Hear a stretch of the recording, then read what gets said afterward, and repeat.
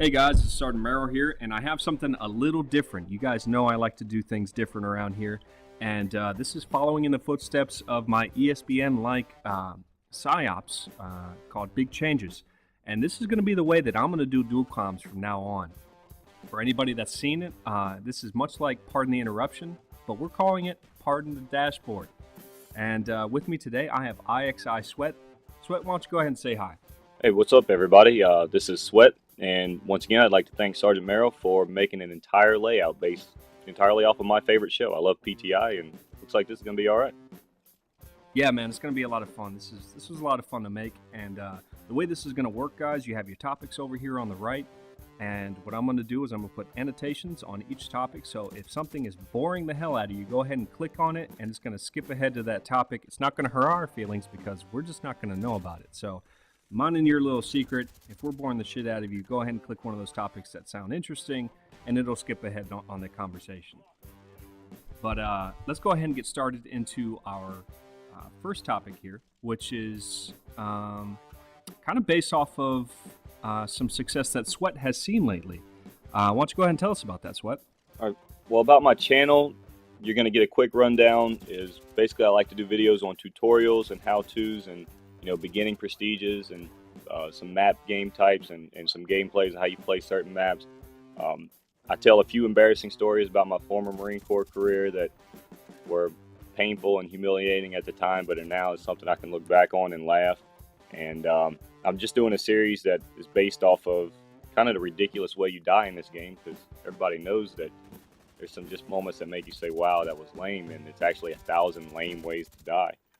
But I think the success you were talking about is the partnership, and I was recently awarded a Machinima partnership, and sometimes it's confused with a Machinima director, and I'm not quite the level of Blame Truth and Scene Anners and Hutch and those guys, but they do run ads off of my channel, and they promote my channel in that sense.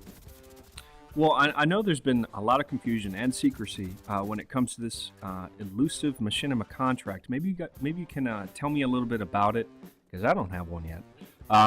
What is the difference between being a Machinima partner and being a Machinima director?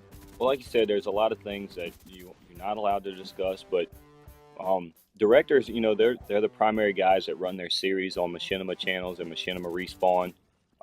They're the guys that can post their personal videos on Machinima whenever they want to submit them. And partners really are mainly just sponsored at their own channel. Like I run everything out of my channel. It's at my discretion. I don't have to post videos any more than I normally do or any less than I normally do. It's entirely up to me. And basically they'll just run ads and run their promotions through my channel. So when people see it and people see my channel, they know I'm associated with Machinima. Oh, man, yeah, that's really great. And congratulations on that, man. I know it's a huge success for you, and I'm really happy for you. Maybe you can tell me what you think the best benefit of being a Machinima partner is. Without a doubt, to me, it's just that Machinima logo associated with your channel. It's almost like no one takes you seriously in YouTube now if you're not associated with the largest gaming network on YouTube. And just having that logo and being able to say that I'm a Machinima partner on my page, people automatically see that as credibility as far as your YouTube channel goes. That's great. Well, let's move on to our next topic here, which is underrated perks. And I know a lot of people, especially in the YouTube community, just overlook some of these perks that have a lot to offer. Can you start us out? Let me go ahead and let me know what your favorite underrated perk would be. Well, take the PERK 3 slot, and everybody is always, either Marathon Pro or Ninja Pro or Hacker Pro. But TACMAS Pro, to me, even though it's the most time-consuming perk that you'll ever have to do, is easily my favorite perk of the PERK 3 slot. And you run Warlord and Scavenger, and you can just spam the hell out of people with concussion grenades and flashbangs. You don't feel those effects, and then you run in guns blazing in a room that however many people are in. It's so underrated to me, and a lot of people don't even know about it. Yeah, and I also think it's really great because when someone flashes you or stuns you, they still get that hit marker, so they think you are feeling the full effect when in reality you aren't. So that's really helpful in those objective-based games. Yeah, right. They come right around the corner, like like you said earlier, or like I said earlier, guns blazing. Except this time you don't have the effects. And when you throw grenades into a room, concussion grenades or flashbangs, you actually get a directional marker on your hit marker that shows you which side of the room they're on. So I mean, if you're confused about where they are in the room, there's a little indicator that says, "Hey, they're to the right." Exactly. And in my opinion, I think another underrated perk would be Lightweight Pro. I just really don't see a lot of people using it. Maybe because it's in that slot with Ghost Pro, and let's just face it, a lot of people like to use that. But Lightweight Pro is so much fun, guys. It gives you the ability to do, just swan dives out of third-story buildings and firing on people that had absolutely no idea you were coming on the bottom. So it's a lot of fun, and I highly suggest it. I use it in a lot of my class setups. Scout Pro to me is another underrated, and you don't have to use it while you're sniping. I mean, to me, the moment between switching equipment and switching through your weapons, that you meet someone face to face, and you can't even knife them, or you can't get your weapon out. And I know secondaries in this game are almost awful, but it's that instant that it takes to switch through, and how much faster you switch through your weapons and equipment. I think it makes a huge difference on face-to-face encounters. Yeah, that's true. I can agree with that a lot. But moving on, here we got another topic. I know on your channel we discussed my opinion on how military real-life tactics apply to this game. Maybe you can let my audience know what your opinion on that is. And I think this is going to be a topic that is brought up every single time we have videos, and every single time we mention our military background. But to me, it doesn't really relate at all. I mean, in any way, shape, or form. And I'm actually working on a series with Brass Monkey to demonstrate that. And we're doing the success and the complete and utter failures of trying to do real life tactics with Call of Duty. And we're doing it on Search and Destroy, so you have that, you don't have the respawn, so maybe it's in the back of people's minds. But in reality, nobody is, scared or concerned about covering fire, which is such a huge part of everything that we do, as far as Marine Corps tactics go. Everything's based on fire and movement. Lay down covering fire, somebody advances. They lay down covering fire, and the other team advances. And, you just don't have that real fear of bullets. Yeah, me and you were discussing that earlier, that people don't have that fear, that element of safety that they need to keep in mind at all times. It's just not there. No, absolutely. And I mean, until, and I don't know if there will be a way to implement that in a video game. I mean, I really don't. Like, I think you were mentioning earlier about unless it's a team impact, when you lose somebody, like if you lost people and there was no respawn in an objective-based game, then maybe it would be more of an impact. Right. Maybe when the effectiveness of your team is degrading when you lose teammates. Maybe that will integrate some type of requirement for safety, where people are going to get mad at their teammates if they don't exercise safety. I'm not sure.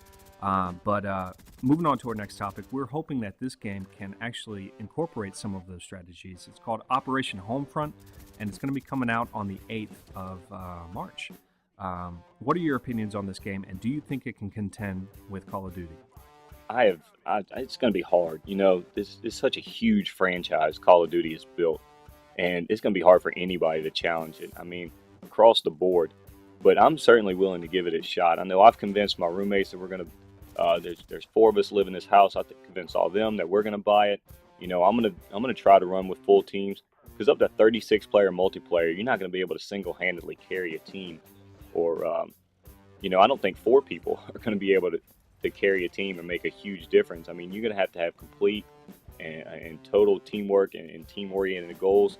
And but really, I think it looks amazing. What would you say it was a kind of a which 2 games did you say it combined? I'm sorry. I think it's going to be like Battle and Medal of Honor made the same claim, but just looking at the trailer, it looks like Bad Company 2 meets Call of Duty.